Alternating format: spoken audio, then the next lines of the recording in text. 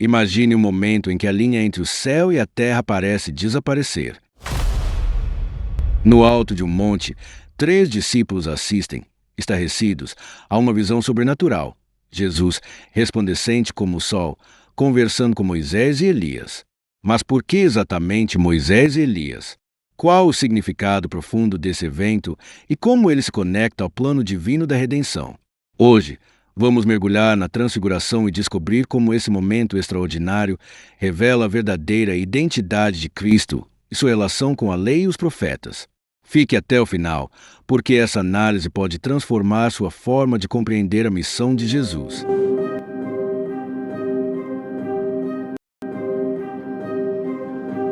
A Transfiguração de Cristo é um dos episódios mais marcantes do Evangelho.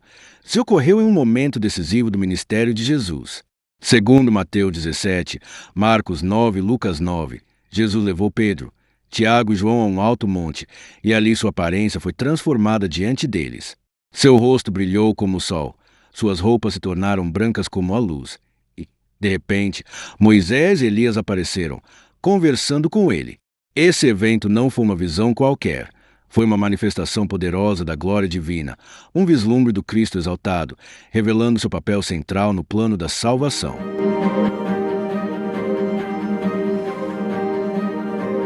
Mas por que este evento aconteceu ali, naquele momento específico? Jesus já havia realizado muitos milagres, mas a transfiguração aconteceu pouco depois de um dos momentos mais importantes de seu ministério, a confissão de Pedro. Quando Jesus perguntou aos discípulos, "Quem vocês dizem que eu sou?" Pedro respondeu, "Tu és o Cristo, o Filho do Deus vivo." Mateus capítulo 16, versículo 16. Essa confissão foi um marco na caminhada dos discípulos, mas eles ainda não compreendiam plenamente o significado do que estavam testemunhando.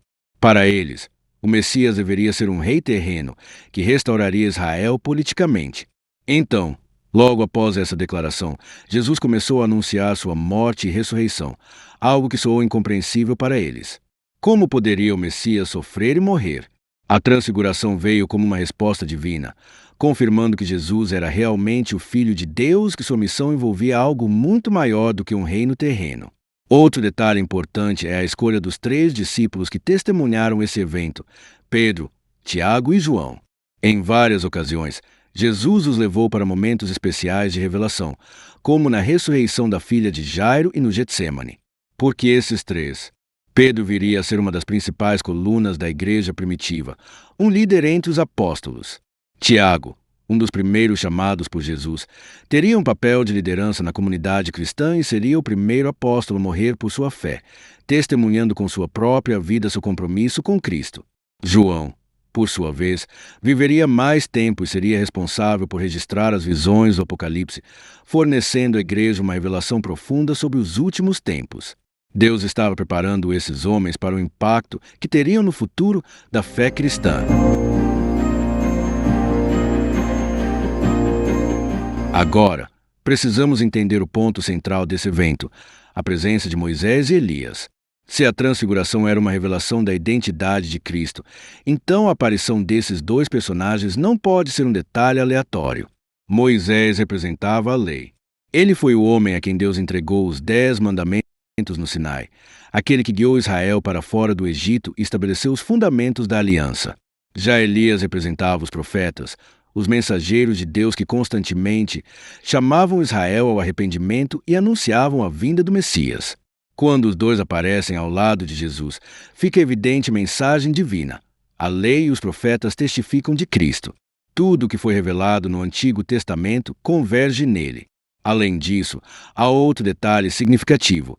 Moisés e Elias tiveram experiências sobrenaturais semelhantes à transfiguração. Moisés esteve no Monte Sinai e viu a glória de Deus de maneira tão intensa que seu rosto brilhava ao descer do monte. Êxodo capítulo 34, versículo 29. Elias também teve um encontro divino no Monte Horebe, onde Deus se manifestou de forma inesperada, não no vento, no terremoto ou no fogo, mas em uma voz suave. 1 Reis capítulo 19, versículo 12. Agora, no Monte da Transfiguração, esses 2 grandes homens da história de Israel se encontram com Cristo, testemunhando que ele é a plenitude da revelação divina. Outro detalhe impressionante é que Moisés e Elias representam dois tipos de servos de Deus. Moisés morreu e foi sepultado por Deus, enquanto Elias foi levado ao céu sem ver a morte. Isso pode simbolizar dois grupos distintos na consumação dos tempos: aqueles que morrerão e ressuscitarão em Cristo, e aqueles que serão arrebatados sem passar pela morte. Esse evento também aponta para o retorno glorioso de Cristo, onde todos os que estão nele serão transformados. Há também um aspecto profético na presença de Elias. A profecia de Malaquias capítulo 4, versículo 5 afirma que Elias viria antes do grande e terrível dia do Senhor. Essa profecia é parcialmente cumprida em João Batista, que veio no espírito e poder de Elias, Lucas capítulo 1, versículo 17. No entanto, a aparição literal de Elias na transfiguração reforça que a missão de Jesus está diretamente ligada ao cumprimento da Escritura e à consumação do plano de Deus. Agora, um ponto que muitas vezes passa despercebido: a reação dos discípulos. Pedro, ao ver essa manifestação gloriosa, imediatamente sugere a construção de 3 tendas, uma para Jesus, outra para Moisés e outra para Elias. Mas por que ele disse isso? Aparentemente, Pedro queria prolongar aquele momento e estabelecer um memorial para essa experiência sobrenatural. No entanto, sua sugestão revela algo mais profundo, uma dificuldade em compreender que Jesus estava acima de Moisés e Elias. Deus, então, intervém com uma declaração poderosa: "Este é o meu filho amado." Mateus capítulo 17, versículo 5.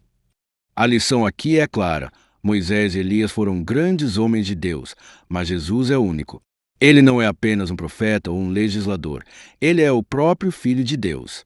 Esse evento também nos ensina algo essencial sobre a glória de Cristo. O brilho intenso de Jesus na transfiguração não era um reflexo de uma luz externa, mas a manifestação da sua própria natureza divina.